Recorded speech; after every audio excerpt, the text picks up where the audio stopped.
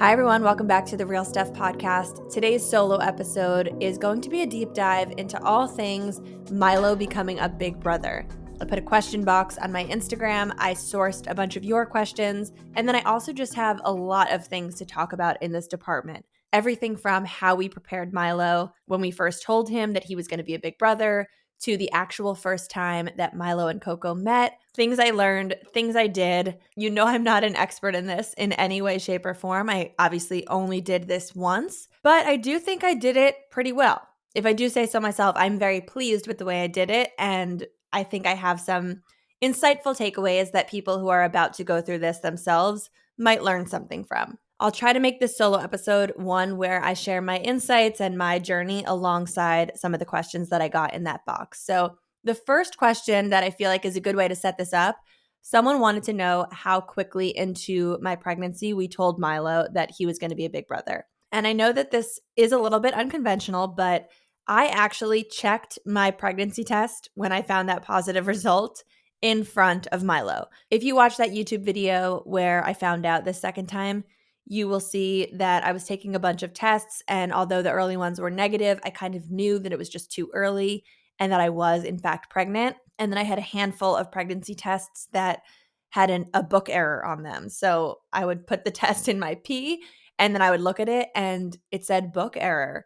I don't know if they were expired. I don't know what the deal was. By the time I was actually reading the first test that said yes and the test that said pregnant, I was in the kitchen together with Michael, Milo, and our nanny was also standing there too. It was like in the morning before Milo was going to school one day. We were covering the test with a paper towel, and we just said 1, 2, 3 and pulled it off, and it was positive, and everyone in the room was privy to that information at once. Never would I have done it this way the first time around. I felt like the first time around I was so hell-bent on Michael and I being alone, it being this private, intimate experience.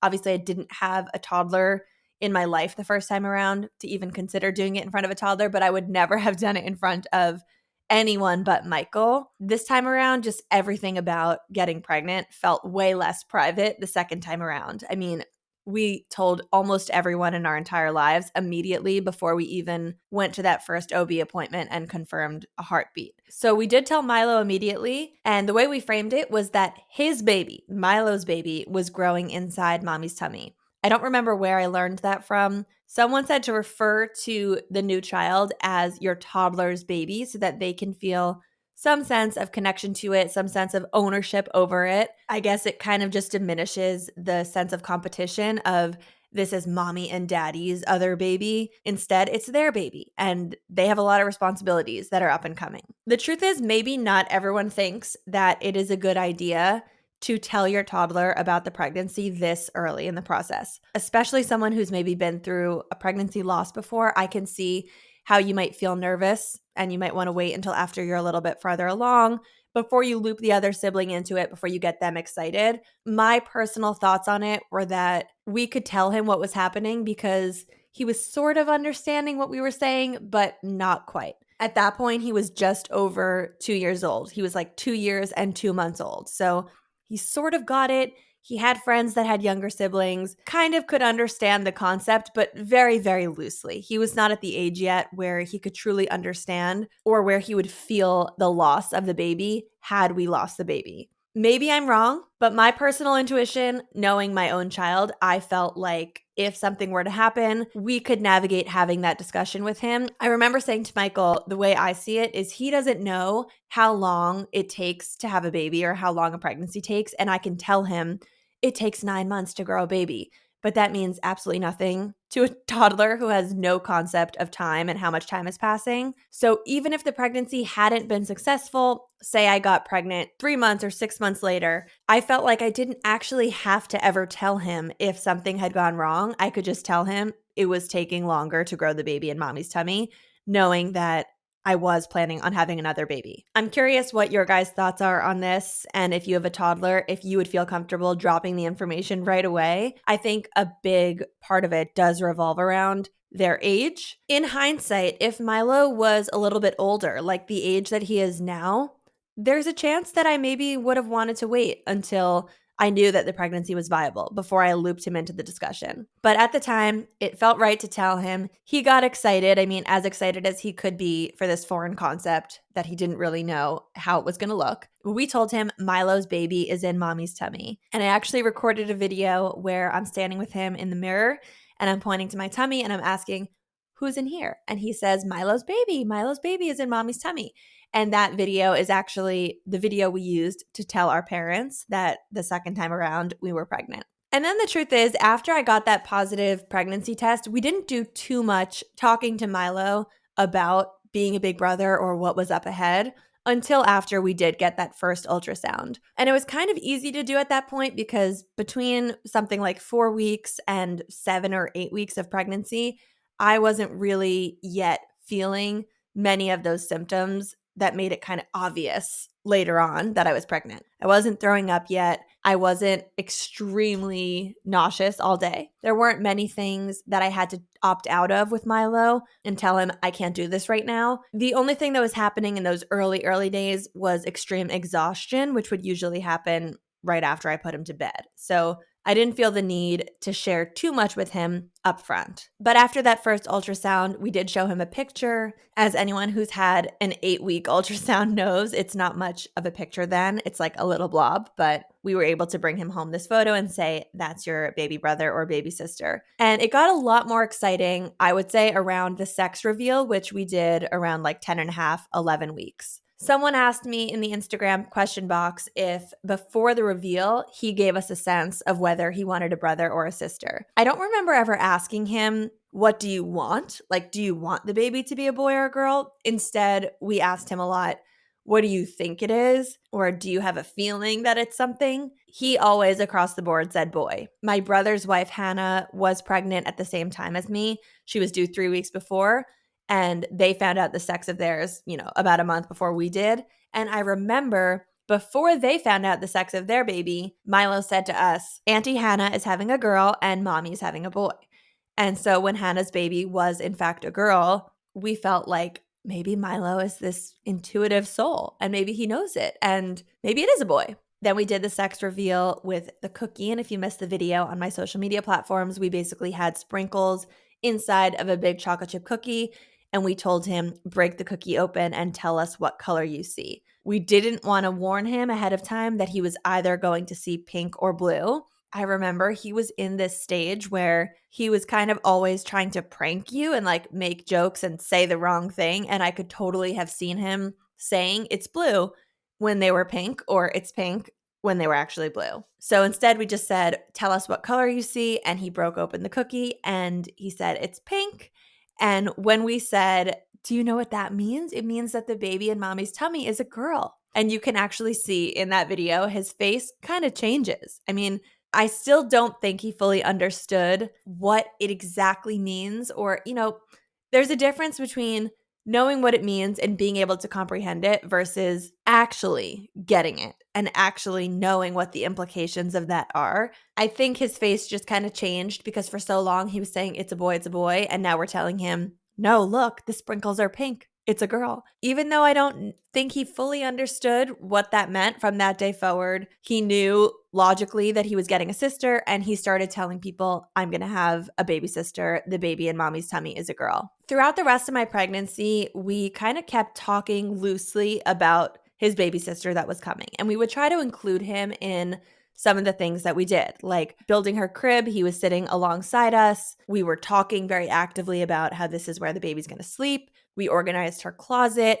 We were showing him a lot of the clothes that he had grown out of that we were passing down to her. It made it kind of fun and exciting that we were pulling out all these old clothes that we had photos of him wearing. So as I hung something in the closet, I would pull out a photo of Milo wearing that exact thing. Another thing we did is as it got closer to her delivery date, we let him go to the toy store with Michael and pick out a present that he wanted to give her. And we told him that she was getting a special present for him. Another example of how kids kind of know what's going on, but they also kind of don't understand what a baby means or what a baby can and can't do. When we told him that his baby sister was picking out a present for him, I think he very much thought that she was somehow going to the store and getting him something and that she would be handing him something, like giving him a gift. We could see that curiosity on his face, like, where is she getting the present? When is she going to give it to me? By the way, this present that she, quote, got for Milo when she was born is the best present ever for a toddler. I'm going to put the link in the show notes down below. We sort of explained to him how the toy worked ahead of time, and he got excited about it. And then we had it with us in the box at the hospital when he came to meet her. So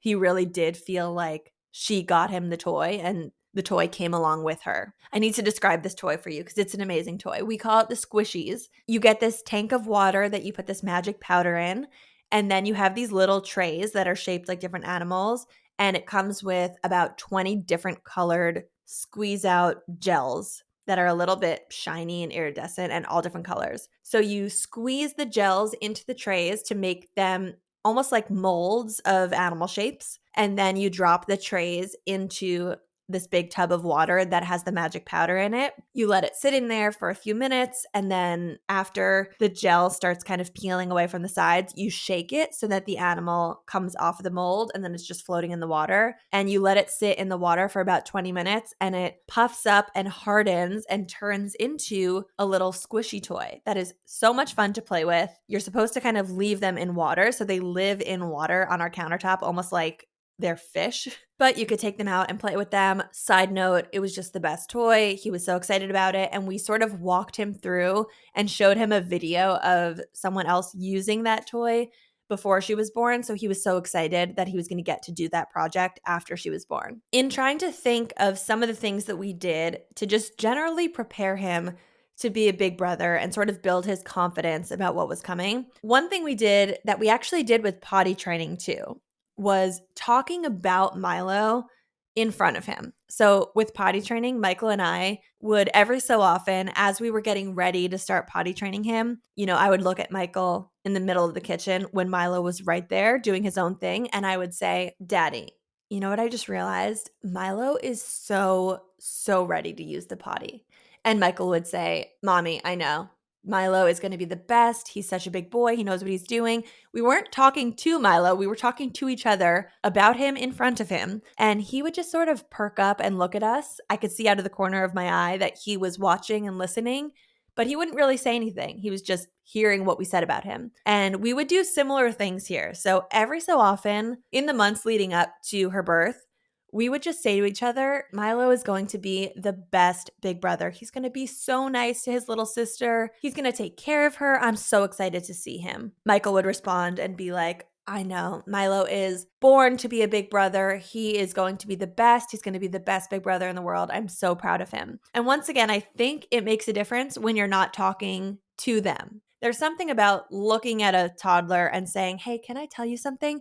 You're going to be the best big brother in the world. I don't know about other people's kids, but when I sit down and look Milo in the eye and try to tell him something really serious, he often starts looking at me like he's never met me in my whole life and wants to go do something else. But if I'm talking about him to someone else, all of a sudden he's interested in hearing what we're saying. I think that was a great thing to do. We did that over and over and over again. I would do it with other people, with grandparents. I would all of a sudden just tell the grandparents something that Milo had done that was special or something I was proud of him over. I would say something like, Dee, Milo helped me fold baby sister's clothes in her drawers. He's going to be the best big brother. Every single time it caught his attention, and I think that is a really good thing to do. Wintertime is tough when you've got little ones. Milo has had a lingering cough and cold for about a week now, and it's especially hard because he doesn't yet get the concept of blowing his nose. Even when I put a tissue there, I tell him, make the tissue move. He doesn't get it. And that's why we are relying on the new Naväge Baby Aspirator and inhaler. So this dual combo has been part of our morning routine this whole week, and let me tell you exactly what we do. We start with the inhaler to break down congestion, so it's pretty much silent. I hold the continuous mist right in front of his mouth and nose. I tell him to breathe through his nose while a sterile saline solution soothes and moisturizes his airways and loosens up all the mucus. And then it's ready to clear it all out, so I turn on the aspirator. This product is truly a godsend. It has gentle suction that clears mucus easily. The collection cup is 40% larger than other brands.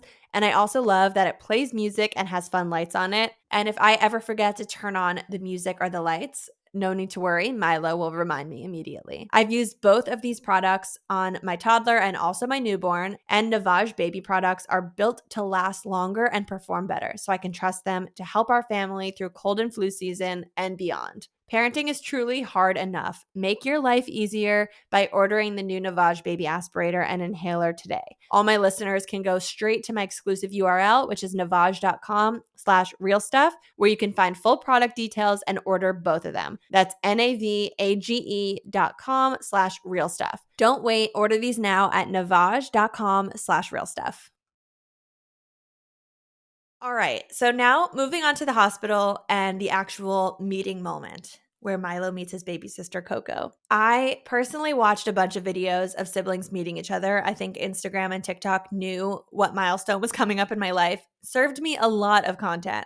So I was able to take some notes, things that I wanted to do, things I thought were done well, things that could have been improved upon. I've seen people introducing their two kids to each other at home, the parents coming home to the toddler. I've seen the parents being home with the baby when the toddler comes home. I've seen it happening in the hospital, all sorts of ways. In some of these videos, the mom is holding the new baby when the toddler comes into the room, and then the toddler comes and joins them. In others, the baby is far off, as far away as they can get into a far corner of the room. Sometimes I've seen the mom actually go out of the hospital room to greet the toddler first in the hallway. Sometimes full families are there. Other times it's just the mom and dad. I don't personally think that there's one right way to do this. I think what's going to work best for you guys is based on so many factors, like what your family dynamic is, what your child's personality is. You know your kid best. So I think watch a bunch of videos on this, read a few articles, and then take note and just do it your way. So I will walk you through the various decisions that we made and why we felt they were right for us. So number one, it was very important to us that Milo was the first person outside of the two of us to meet her. So even before our parents came up or our siblings came up, we wanted our core four family to have that solo introduction, and we wanted to have a little bit of downtime alone, just the four of us, before the room got all overactive. Some toddlers have different personalities when they're around just their parents versus when grandparents are around. And we find that sometimes Milo's energy just gets ultra heightened when he's around a lot of people. He really is a people's person, so he has a lot of fun. The energy is high, and when he's alone with just me and Michael, we find that his energy is the calmest. So it was very important to us that we brought him into the room alone. When we went to the hospital to have Coco, Milo went to stay with my parents for the night. So my parents brought Milo to the hospital right after she was born, and my parents and Milo met Michael in the lobby, and then Michael brought Milo upstairs alone and knocked on the door of the room where I was with Coco. I've gotten a few messages of people asking me how I navigated this, like what I told my parents or what we told our families in order for them to give us this space. And I feel really grateful and really blessed to say that it didn't feel like I had to navigate that much. All we did was tell them, here's what's happening. This is how we want to do it. And everyone respected our wishes. I could see this being a little stressful if you do have grandparents that are kind of prying their way into the hospital room or trying to make the plan themselves. I just think you, as the parents of the new baby, need to set the boundaries, tell everyone what you want to happen, tell everyone the order that things are going to move in, and don't feel bad about it. Don't feel stressed that you are bossing people around. Just say it nicely and do what you want to do. This is your family, your time. You're never going to have this moment again. And I think it's very important to know how you want to do it and execute it that way. So Michael knocks on the door with Milo, and I have a whole video of this meeting. It's on my social media. I personally didn't want to be holding Coco when Milo walked in because I wanted to be able to lift him up onto the bed. I wanted to have both of my arms out to give him a big hug, to be able to hold him in my arms. He's my first baby. I personally felt like not holding her and having her off to the side and being able to physically attend to Milo was something that would make a difference for him. So she was lying in the bassinet right next to me, sleeping. And one thing we did that I think was really cute, that was actually my mother-in-law's idea, was printing out 4 to 5 pictures of Milo and putting them all around the bassinet. So that way, when he came in, not only did he see her little bassinet, he saw her cute little face sleeping, but she was surrounded by photos of him. And we were able to tell him,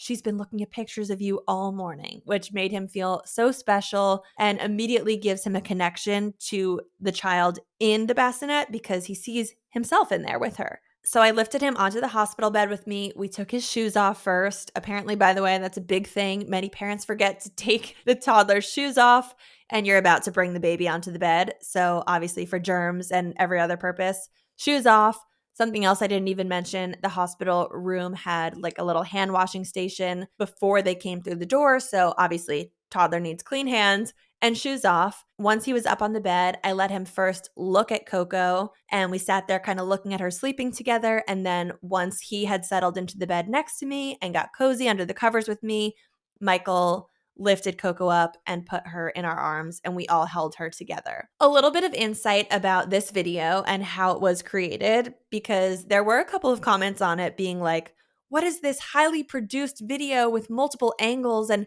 who has time to set up a camera? And I don't think anyone thought it was staged, but I think some people, by the way, this was like my top performing video in every way, but also the nicest comments I've ever gotten. But of course, there were a couple of comments of people being really concerned that it was so stylized and that I had all this camera equipment in the room. And just to give you a little behind the scenes, this video was just 2 iPhones leaning on windowsills. It might look like it was heavily produced because the way I edited it was cutting back and forth between the different angles at the exact same time to get different angles of the same moment, but it was really very simple. Michael's phone was off to the side, my phone was right in front of us, and I just turned them both on and then climbed into the bed, and then I edited it later, and it was very easy. So I didn't think that much of this video, aside from the fact that I really enjoyed editing it. I mean, I'm a video editor through and through. This is my dream job, is aligning moving and emotional music with moving and emotional video moments. Of course, I used Chasing Cars. It was one of those videos where as I was editing it and as I exported it, I just knew it was good. I knew it was going to hit because it was making me cry every time I watched it, and that's usually the sign of an emotional video. This video currently has about 74 million views. It has 6.2 million likes. And this one post alone has brought me almost 50,000 new followers, which is like 20% of my entire current following base having come from this one video.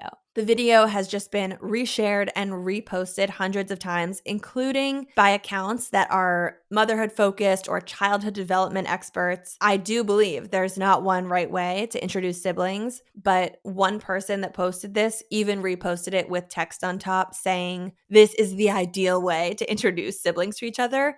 And she went on to explain why. I have to say, even though I don't believe there's like an ideal, perfect way, it was validating to hear from an expert that it was done, quote, well. So some of her reasons why this is a good example is number 1, mom greets and cuddles the toddler first, just like I said. Number 2, the baby is not the immediate focus. So, we hadn't seen Milo in a couple days since we left for the hospital. So it is nice to give him a little bit of time to see us again and hug us and kind of feel normal and settled before there's just this new thing in the room. Number 3 is that the partner hands the baby over gently, making it kind of a calm and a deliberate handover and not a stress-inducing moment where the baby is just sort of thrown to the toddler before they're ready. Number 4, giving the toddler some space to see the baby and process their presence first before they tell you that they're ready to hold them. And number 5, ending it all with a family hug to create the sense of unity and love. That was all Michael. You could hear him in the video say family hug, and it was a very special moment. Apparently, all of these steps are a good way to just set the foundation for their relationship, and they can help reduce feelings of jealousy or rejection. But I want to call out, if you're past this stage already, if you've already introduced your toddler and your baby and you maybe did it in a way that you feel like is not ideal or is, quote, wrong, don't worry. Everything's going to be fine.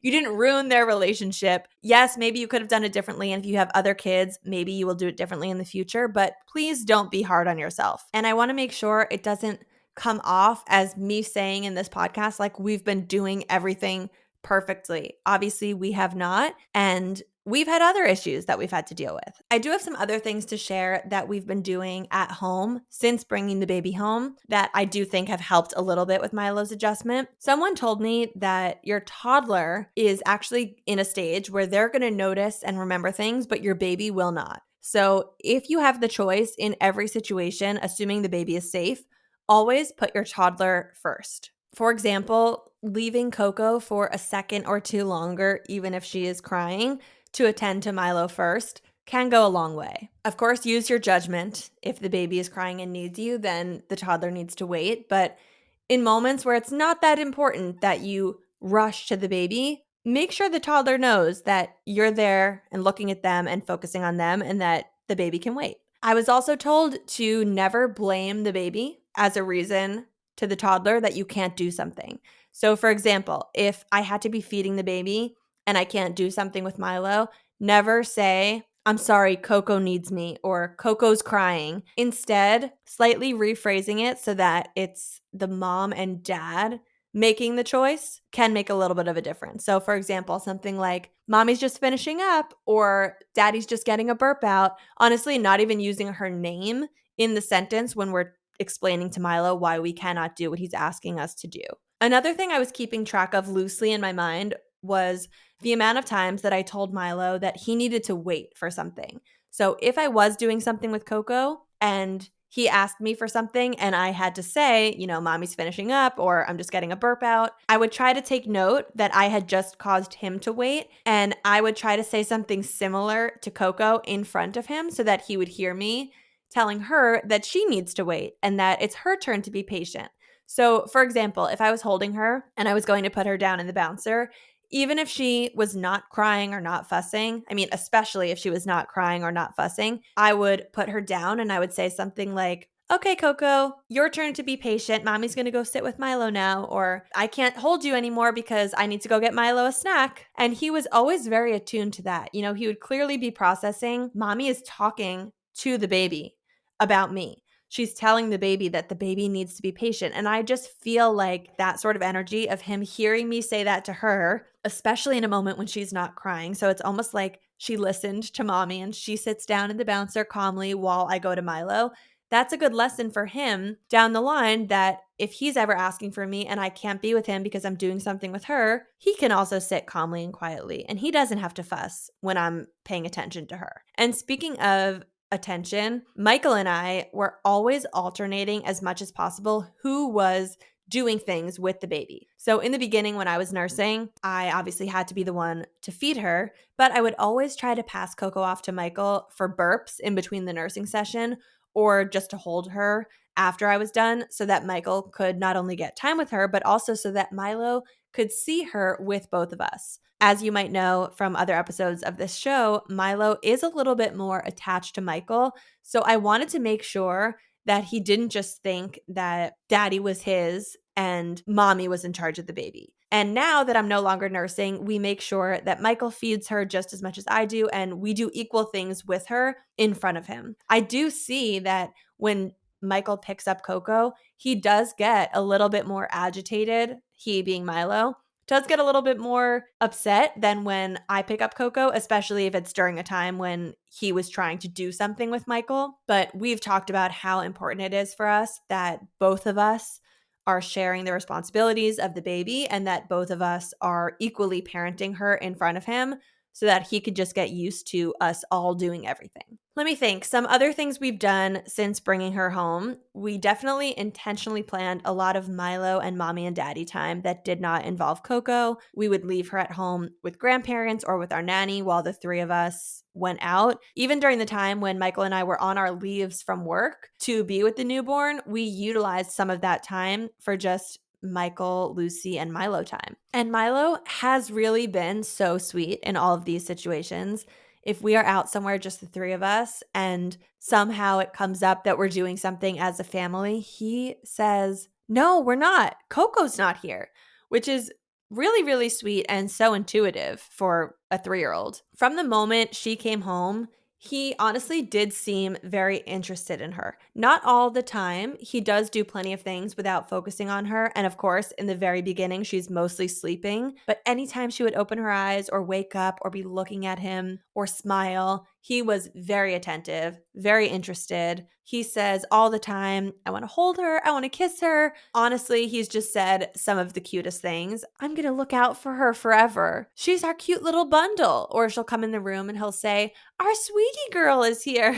Honestly, it really is next level cute. And clearly, there have been many, many highs in this situation. If you want to know more about the lows of transitioning from 1 to 2, I highly recommend you go to the episode all about my transition from 1 to 2.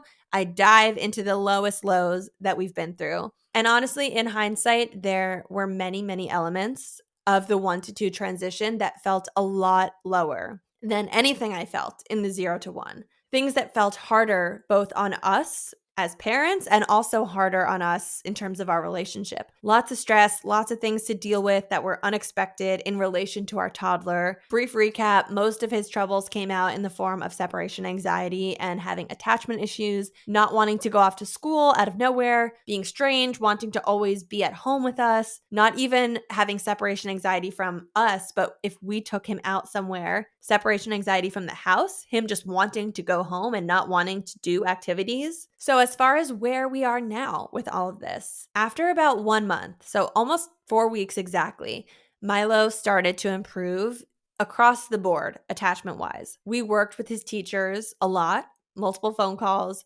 multiple in-person meetings on some new strategies. We bought him some new books to read. We started sending him to school with his little doll that he calls Baby. His transition was eased, and after about 4 weeks, it just kind of got better. I did get a lot of questions about what books we read to him. To be honest, we didn't really read too many books to him about being a big brother before she was born, but after she was born and it became clear to us that this transition to having a sibling was what was affecting his attachment somehow, we then went to Barnes & Noble and picked up a bunch of books about becoming a big brother. One book was called I Am a Big Brother. Another is called Big Brothers Are the Best. I will link them both in the show notes. Someone actually sent us a book. It's one of those custom books from Wonderbly. I think that's how you say it. It's one of those books where you can put your kids' names into the book and it becomes a custom story. So the book is called A New Sister for Milo and it's personalized with their name. So it talks about new baby Coco joining the family, dives into a little bit about what Milo can expect from having a new sibling. I think specifically it's really important for toddlers to read books that talk about how in the beginning, their baby is going to be kind of boring.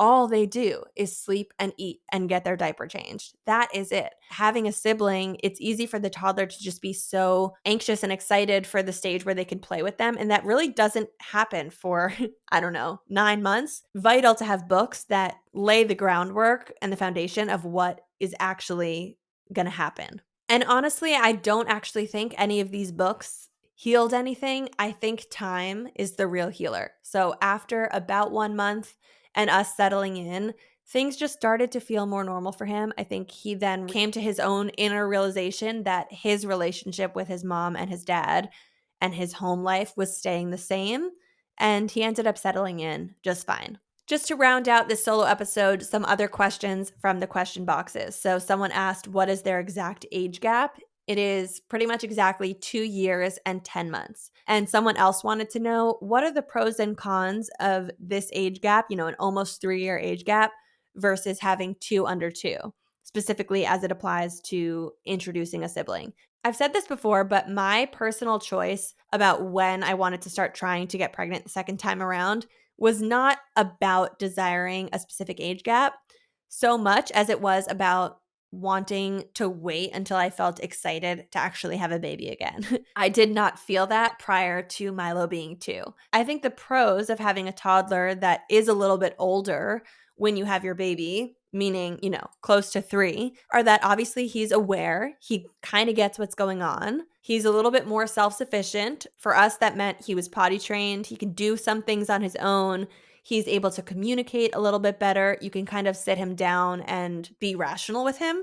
Sometimes, not all the time. But I do think that those same pros of him being aware and him being a little bit more, attuned with what's actually happening, that can also be the con.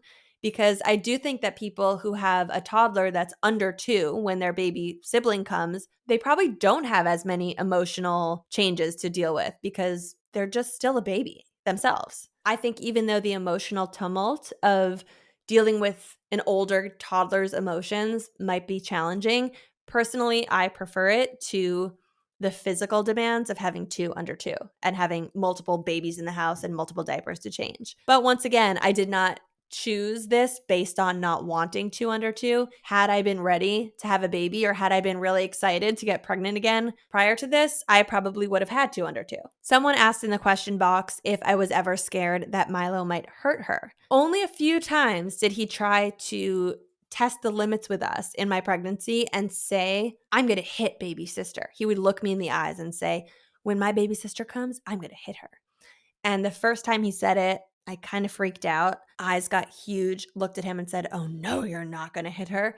And I realized that he liked getting a rise out of me, even though what I was saying back was in anger. He liked the expressiveness on my face. So from then on out, I quickly stopped responding to him when he said that. Not only did I not respond, but I just didn't even acknowledge that he said it. Like I acted like I did not hear him. And after a while, he just never said it again. And since she's been born, he thankfully has never hit her. He's honestly never even really hurt her intentionally. I do notice that he has a little bit of what I'm going to call cuteness aggression with her. Like if he gets access to her, he is like, she's so cute, my little coaxy badoxy. And he starts like rubbing her head, sometimes a little too hard.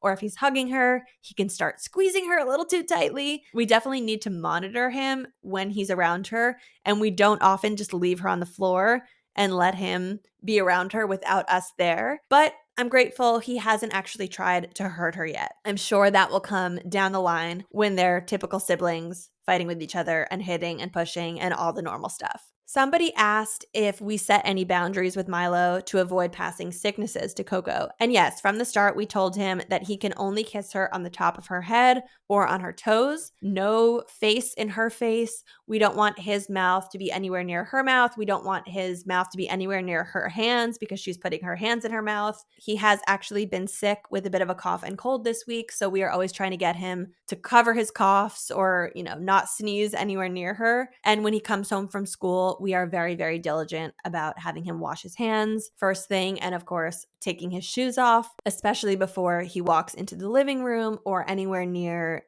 our rug or that mat that she lays on. I think when Milo was a baby, his first sickness didn't come for a really long time. And that's because we were kind of isolated. It was another COVID resurgence. So we were staying in a lot. And of course, we didn't have another toddler in his face. With Coco, I did expect her to get sick quicker. She's now about 3 months, and knock on wood, she has not been sick yet. And I'm very happy to say that because I'm also not nursing her anymore. And one of the reasons I thought I should be nursing her at this point was so that I could help her avoid getting sick. And once again, knock on wood, me not nursing hasn't made much of a difference right now. And Milo is currently sick. She's somehow stayed healthy. And I feel like now that I just said it, she's probably going to get a cold tonight. But yeah, we basically just keep him out of her face as much as we can. Another thing someone asked me was how Milo's bedtime was affected after the baby came. Honestly, his overnights, I'm going to knock on wood again, were not affected at all. He didn't have a regression. He didn't start waking up overnight. Nothing really changed with his sleep. But from the day Coco was born, he has not napped. I think I did mention it in another podcast episode. We have rebranded our nap time in this house to be called crib time. He's in there for 1 hour. He's in the dark. He's often in his sleep sack, but he doesn't actually sleep. He has not napped since the day she was born. So having her has clearly thrown off his nap cycle, but at least to this point, his overnights have not been affected. Someone asked, is he still in his crib. And yes, we've kept him in the crib. He has not shown any signs of wanting to get out of the crib. He doesn't lift a leg over. He's never hurled himself over the side. I know that's why a lot of people, for safety reasons, need to switch them into a bed. But I think keeping him in the crib and just not changing up anything about that routine have kept his nights more consistent and just normal. He is approaching the age of us maybe starting to talk about when we are going to introduce a toddler bed, but I just felt like, we're still in the 4th trimester and I don't feel like we need 2 huge changes to happen at once. So for now, still in a crib, and I will let you know when we reevaluate. I think that's all for now on this topic, but I could really go on and dive deep on this for hours. If you have any follow-up questions that I didn't address on this podcast, please drop them below on either Instagram or in the YouTube comments. I'm so excited as we approach the end of the year. Season 2 is likely launching very early in January, and I've been doing a lot of recordings to get us ready for that. Also, if you're watching on YouTube, you might notice my hair looks a little bit different. I'm trying a new curly girl hair routine. I have this theory that my hair wants to be curly and I am forcing it to not be curly. So I tried using, the proper products and scrunching it and using a diffuser. Let me know what you think. Thank you so much for coming back. I cannot wait for season 2, and we will see you soon on the Real Stuff podcast. Thank you so much for tuning in to The Real Stuff. I'm Lucie Fink. Don't forget to follow the show on social media at The Real Stuff Pod.